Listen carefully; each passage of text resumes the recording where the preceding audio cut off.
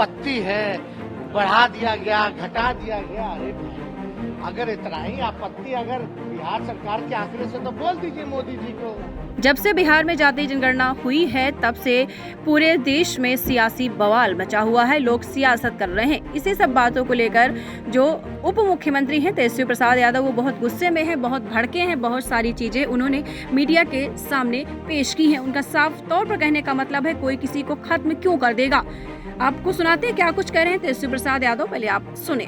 जो caste based सर्वे जो कराया है, अब तक 31 के बाद जो है किसी राज्य के पास उनकी आबादी का सही आंकड़ा, साइंटिफिक डेटा नहीं था। अब पहला राज्य बिहार बना है जो जानता है उसकी आबादी की स्थिति क्या है, साइंटिफिक डेटा है।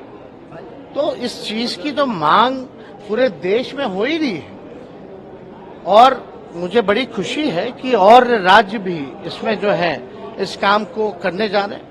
हालांकि ये काम तो मोदी जी को कराना चाहिए था, भारत सरकार को कराना चाहिए था, क्योंकि सेंसस का अधिकार उनको है, लेकिन हम लोग सर्वे कर सकते हैं। तो सेंसस का जो अधिकार उनको मिला है तो उसमें एक ही कॉलम तो जोड़ना था उनको, कास्ट का कॉलम, लेकिन वो कॉलम तो छोड़िए, सेंसस 21 में होना था, अब 23 जो है वो खत्म होने वाला, लेकिन अब तक कब होगा नहीं होगा इसका कोई पता नहीं है।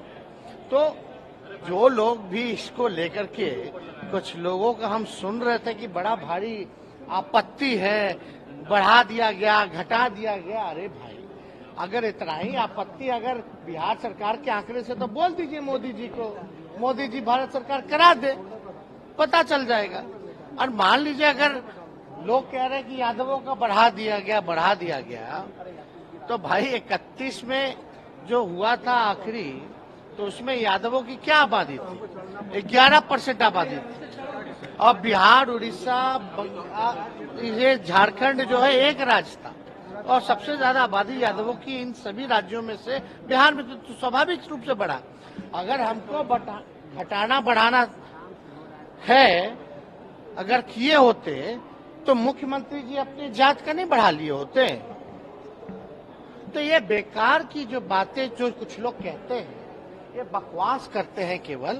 और क्योंकि यही लोग जो आपत्ति दर्ज कर रहे हैं, यही जो है कितना भारी मुसीबत पैदा किया इन लोगों ने। ये लोग चाहते ही नहीं थे कि सर्वे हो, कोर्ट्स के जरिए हो, या हर तरीके से डिले जो हुआ उसी का नतीजा है जो ये लोग आज भाषण दे रहे हैं।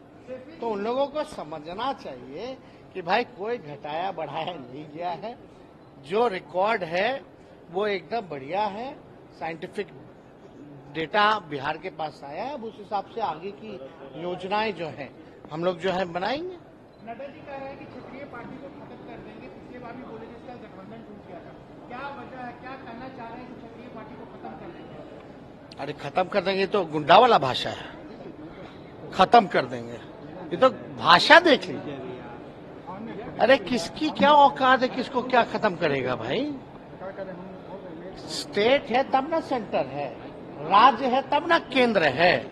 और रीजनल पार्टी अपने रीजन की बात, अपने स्टेट की बात प्रमुखता से उठाती है। जितना रीजनल पार्टी को पता है बिहार के बारे में हम लोगों को, उतना क्या नड्डा जी मोदी जी को। दीक्षांत एडुटेक लाया है दीक्षांत डिजिटल क्लास। दीक्षांत डिजिटल क्लास का उपयोग कर छात्र बना सकते हैं पढ़ाई को बेहद आसान और मजेदार। दीक्षांत डिजिटल क्लास को स्कूल में बैठकर देखना है तो पेन ड्राइव और स्मार्ट टीवी बनेगा सही माध्यम। चलिए अब ये भी जानते हैं कि दीक्षांत डिजिटल क्लास का फी स्ट्रक्चर क्या होगा। नर्सरी से लेकर यूकेजी के लिए 7,000, नर्सरी से लेकर दूसरी कक्षा के लिए 12,000, नर्सरी से लेकर 5वीं तक के लिए 18,000, नर्सरी से लेकर 8वीं तक के लिए 24,000, नर्सरी से लेकर 10वीं तक के लिए 30,000। अगर आपको डेमो करना है तो उसके लिए आप दीक्षांत डिजिटल क्लास के YouTube चैनल को विजिट कर सकते हैं। हमारे YouTube चैनल को सब्सक्राइब और Facebook पेज को लाइक करना ना भूलें। धन्यवाद।